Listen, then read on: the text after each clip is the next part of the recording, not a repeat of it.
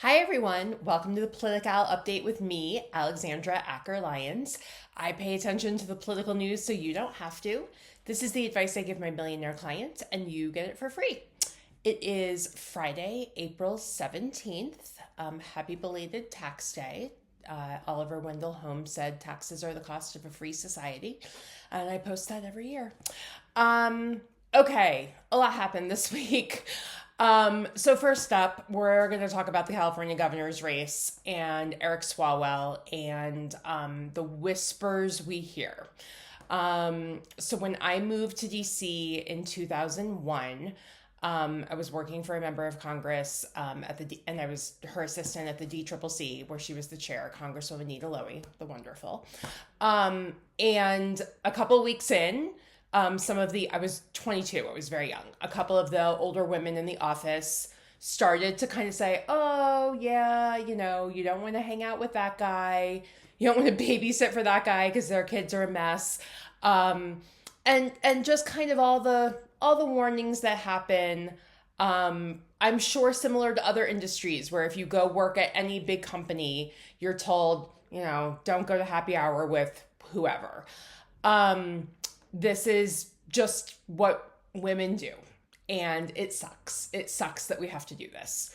So there had been rumors about Eric Swalwell for years, and when he got into the governor's race, just constantly hearing, there's Oppo on Swalwell, there's Oppo on Swalwell, it's coming. We knew it was of a personal nature. And when this first came out, I thought, philandering is not enough to sink a campaign. And then we got the full story. And I have no idea what other people knew in terms of assault and alleged rape. All of it is serious, but obviously that is an incredibly serious allegation. And I am shocked at the level of deception from him and the people around him who had to know, right? There are now 30 women. People had to know that this was more than just cheating. So I'm interested to see how this story develops. Obviously, there's criminal charges being investigated in New York, I'm sure in other places as well. But this is gross, and no woman should be put in a toxic work environment like this. No, anyone. We need to say that loud more. So, in terms of the politics of what this means, I don't know. We saw Tom Steyer, he has spent $120 million of his own money to get to like 14%.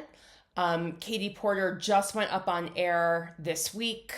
She had not spent any money on paid communications to date. I'm really interested to see over the next week or two what all of this means. But I will just say I personally like Tom Steyer. I used to consult for Next Gen America. I have met him several times. He's a very nice man.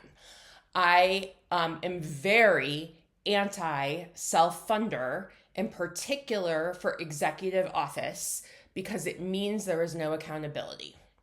If he can buy his way into office, he doesn't need your money, and he doesn't need your vote, right? It's like a level of money that is manipulative, and it means he's not accountable to anyone. So I'm ride or die Katie Porter. We have seen some support move to Xavier Becerra, who I also like a lot. Matt Mahan still has a lot of money. I can't see anyone else putting together the money you need in 2 weeks before ballots get mailed to make this serious. But we shall see. California, hot mess. Okay, in some great news, the Cook Political Report moved a bunch of ratings over the last week or two. They moved the Iowa governor's race to toss-up. Yay, Rob Sand. They moved the Georgia and North Carolina Senate races to lean Democrat, which if you had told me a year ago that was going to happen, I would have been like, whoa. So this is like huge, amazing news. Moved Ohio to toss-up, and moved Nebraska to likely R. I would expect by the end of the cycle that Nebraska moves again. I also would expect that they will move the Iowa Senate race as things progress and as that primary happens. And then also saw a bunch of House ratings shift towards Democrats. I think one race moved in favor of Republicans. It was here in Colorado 3, which is, it's just not going to happen. But so that's awesome. Good momentum. Also are getting a lot of campaign finance reports and analysis of that. The Senate races are just fundraising juggernauts. Mary Peltola raised $9 million, which is a huge record for Alaska. James Tellerico raised $27 million versus the combined raise of John Cornyn and Ken Paxton, who are still in a runoff of $5 million. I mean, it's just like a mind-blowing amount of money. Democrats outraised Republicans in 9 of the 10 top Senate races. Only in Iowa, where they have their nominee and we still have a primary, did the Republicans outraise us. And Democratic House challengers outraised incumbents on average 2-1. But Republicans still have a huge super PAC advantage. So this all bodes very, very well. And just also keep in mind, super PACs don't get the same rate on things like TV ads. So it's like 3 times more expensive for them to pay for a TV ad than for a campaign. So keep giving that money to candidates because it really does matter. And then Lindsey Burnett announced for the Wisconsin Supreme Court for 2027. If it's spring, it's a Wisconsin Supreme Court election. And she is a fantastic candidate. You will hear a lot more about her, in particular, once we're through the midterms. And when she wins, we will have 6 progressive women on the Wisconsin Supreme Court. And, they had a huge victory this year. And just on a big role and all of that infrastructure that they're able to maintain year-round, election cycle after election cycle, is expensive and doesn't happen by accident, and it really pays off. Yay. Okay, other political news. The Virginia redistricting ballot measure voting concludes on Tuesday. So if you know anyone in Virginia, or if you live in Virginia, please go vote yes. Again, we hate that we have to do this. We like fair maps. We don't like gerrymandering, but we need an even playing field, and we have to fight fire with fire. J.D. Vance couldn't save Viktor Orban in Hungary. This is huge. This is exactly what we have to do. We have to win by so much that it cannot be questioned, challenged, or stolen.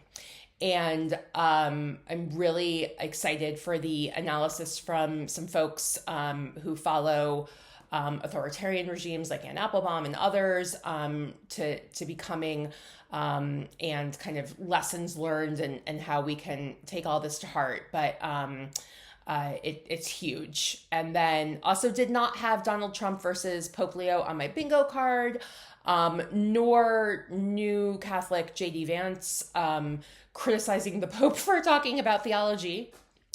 Even this atheist Jew knows that that's the Pope's job. And then maybe there's a deal in Iran. The ceasefire in Lebanon appears to be holding, everything is just still such a damn mess. And these people are morons. And looks like the Strait of Hormuz is open. But, now the Iranians have learned that they can kind of shut down the strait whenever they want to and whenever anything is going wrong, because Donald Trump is an idiot. And the people around him have absolutely no idea what diplomacy means. So Great.